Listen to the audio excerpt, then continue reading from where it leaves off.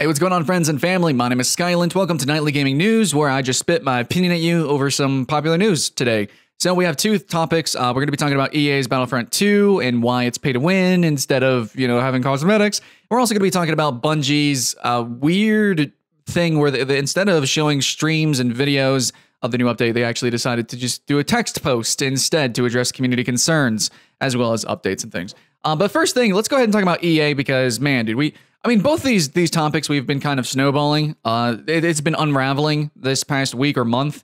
So I don't know how to really elaborate on this. I'm just going to assume you've seen other people talk about it or you've seen my previous videos. But basically, man, the game's pay to win, right? And then they had to change it. They had to take it away because people screamed and hollered. And yeah, I agree. I mean, they should have screamed. They should have hollered. It shouldn't have been pay to win. But EA is kind of defending itself of why it was pay to win. And they're kind of defending itself just with its whole microtransaction scheme and how they probably are going to stick to their guns. They're probably going to make it less pay to win, most likely, but it's still going to be the same thing. And that's just not good enough. They're making the game worse than it needs to be so that people want to spend money. And that's the opposite of what you want to do. You want to make something as artistic as possible so that, some people want to pay more money for it. Give us more content, you get more money. Anyways, that's obvious to me. That's obvious to you. That's obvious to everyone except for the people who are making them bucks, right? So EA says that it's pay to win because nobody wants just ridiculous non-canon cosmetics, which is completely untrue. It happens all the time. In fact, we love non-canon skins in a lot of games as long as they're done tastefully, and especially, let's give an example like League of Legends, where it creates its own canon, where there's its own alternative universe or setting and story, where it's like the same characters. If I could explain it, it's probably more like like steampunk Batman and stuff like that, how that's like obviously a really weird and completely like non-matching aesthetic, but it exists in an alternate, universe or alternate timelines and alternate dimensions and stuff like that. It creates its own canon. Those are some of the sexiest and best skins ever. So am I saying I want a steampunk Darth Vader? Actually, would that not make sense? Is Star Wars not influenced just a little bit by a couple of different aesthetics? I mean, it's not just like a cyberpunky kind of thing. I mean, Star Wars is really its own thing, but the whole Darth Vader suit is really just like a lot of contraptions. It's a lot of machines. It's mostly machine. I don't see why you couldn't have a suit that maybe revealed more of that. Maybe you could have battle-scarred cosmetics. This was actually a toy set for Gundams. I don't know if you guys played with those when you were younger. I freaking love Gundams. But anyways, you can actually rebuy, like they actually resold all of like the Gundam Wing and a few other series. They remade the models, but they made them half destroyed. So they were painted so that they had like, blemishes on them. Some parts would be blown off. Sometimes armor would be peeled off. And this was so cool. So I literally repurchased the same toy I had because it was a battle scarred version. So I have no idea why we can't see that. Why can we not have that? It would make sense for Darth Vader specifically, because, he's not perfect anymore. And I don't know, man, he's rough and tough. He likes to get into the fight. He does it dirty. You know what I'm saying? Darth Vader is supposed to be big and epic and scary. I don't see why we couldn't have more of a open skeleton machine look, especially since we do see robots in the Star Wars universe that can have that. Potentially. So I don't know, maybe not steampunk exactly, but you could, there's unique and special things you could do that could maybe be considered potentially canonical, even if it is not, I don't know. I just think that there are things that EA could have done. There are things that any game can do. If there's ever an excuse that, oh, the system's in place, looking at you, World of Tanks and Warframe, this system's in place so we can keep the servers running. You're bullshit, you're lying, and your player base is either eating it up or they're not having any of it, and they're going to be hemorrhaging, like it is with Battlefront 2. So, I guess it's all about how you can disguise it, and I guess EA didn't disguise their system very well. But in the end, every single company can do what Overwatch is doing, can do what League of Legends is doing, if they have the creativity and the passion to do it. And of course, you have to have the user base that's passionate. You know who's passionate about Star Wars? Basically 100% of the world. It's so hard to go into the newest Star Wars movie, especially as a kid, and try not to have fun. Try not to smile at some parts. It's just a big experience. It's just so epic that you're going to remember it. Right? You're going to feel something, a little bit of something. So basically what I'm saying is a lot of people like Star Wars. Even if you don't like Star Wars, you got to give it credit where credit's due, right? And there's some really fun cool skins I think could come about. I'm sure you guys can think of some right now. You know, like you can have different Jedi robes, different Jedi colors. I think it would make like we could have Luke in the white or black, you know, different colored lightsabers, you know, it's really simple stuff like that. And then of course you can go a little bit further, maybe battle scarred versions of all of these, because it is a PvP game. It is a battle game. It would make sense, I think. So what I think especially Darth Vader would make sense to have a battle scarred version. Maybe an unmasked version. I don't know. That's maybe that's too much. But I don't know. There are things that you could do. There are things that you could do, and you could be creative. Now, I'm not saying you have to do non-canonical skins, like I said, steampunk or like neon, you know, Darth Vader. But, you know, frankly, if it means not being pay to win, I would have Darth Vader with maybe slightly neonized. I'm not saying full cyberpunk neon lights everywhere, but I think you could do some alternate skins. I think you could tastefully do it. And I think if you know, communicated with the community, I think they would let you know what they want. So that's all I got to say about that. That's how I feel. That's how I feel about Battlefront 2, by the way. All right, guys, but our second story of the day, we have the state of Destiny 2, the response by the Destiny dev team. And it says, hey, everyone, with Destiny 2's console and PC launches behind us, we want to take some time to talk with you about Destiny 2, specifically where it's at today and where it's going. Our team has been reading feedback and working on updates to improve the game. We've also been reading some tough criticism about our lack of communication, and we agree we need to be more open, which is funny because they actually did this post in replacement of an actual other update with video footage in a stream. So I don't know, man. It doesn't seem like they're actually trying to be more transparent. It seems like they're really just using words here to try to more eloquently explain away and excuse what they're about to do to the game. Anyways, continuing on. Going forward, Destiny 2's post-launch game systems, features, and updates are being designed specifically to focus on and support players who want Destiny to be their hobby, the game they return to, and a game where friendships are made. We want Destiny to be a game that fits into your life, providing you with reasons to log in and play with your friends, clans, and families. We want Destiny to be a world you want to be a part of. And basically, that is the most colorful coloring of basically just saying, we want you to spend all your money and time in this game. And you know what's really messed up is that this phrase could be, or these couple of sentences, could be taken in a couple of ways. Immediately, though, they basically are just telling you, please give us money, please. Please talk about us on YouTube videos and forums, please. But right here, immediately it says that the game, the new updates, are designed specifically to focus on and support players who want Destiny to be their hobby. They want to focus on people who spend money on Destiny. They want to focus on not the casuals. They want to focus on people who really dig into the game. And that can be taken in two ways. Of course, though, they say, oh, friendship and family and blah, blah. No.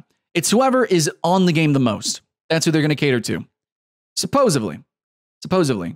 So who actually is playing Destiny 2? In my opinion, I don't have very kind words for people who like triumph Destiny 2 as some amazing game. You can play Destiny 2 and you can waste a lot of time on Destiny 2, but that is my opinion on Destiny 2, is it's a big waste of time. It doesn't even have that many social features, so as a social game, it's actually not that good. There are tons of other games that are more social, that you can play with friends and have a better cooperative experience, in my opinion. At least more content. Fuck, even Destiny 1 to an extent. Go play Destiny 1, but basically, this statement here can go in two ways. They want to focus on players that make this game their life, essentially, because, yeah, they want money. But some people are going to read that as if it's like, oh, we're going to focus on the hardcore players. But I'm going to come here and tell you something a little bit interesting, maybe, is that hardcore can mean two different things. There are two different kinds of hardcore players. You have the people who play games to gamify them, to actually beat them, to master them, to run through the dungeons, to do the raids, the content, and maybe play the esport PvP. You know, there's different kinds of things you can do in Destiny 2, and I do like that there is variety of Destiny 2, but then you have the opposite kind of hardcore. You have the people that don't have enough time to play games. They can only play one game, but they can play that one game a lot because they just play the one game. So these are casual players, but they casually only play the one game. So are they hardcore? Are they casual? I don't know, man. Words have multiple meanings whenever you talk about different things. But I think that this post talking about we want to support players who want Destiny to be their hobby. I don't think that means what some people who are, praising Destiny for. It's like, oh man, we're going to finally focus on hardcore raiding, brand new actual game content. We're going to get totally new weapons, totally new content to play, totally new mobs to fight. I don't think it's going to go in that direction. I think they're going to focus on the other type of hardcore player who just plays Destiny, and they want the widest amount of variety in Destiny, which means that you're going to do basically a lot of fluff content. They're going to do a lot of fluff content, a lot of time-gated content, a lot of RNG progression. They're going to have random cosmetic rewards because that's a fuck ton easier than actually making new gameable content. They're going to be probably doing more PvP rewards, cosmetic rewards, and they're probably going to do a lot of this random fluffy stuff so that people who just play Destiny 2 will have always something to do.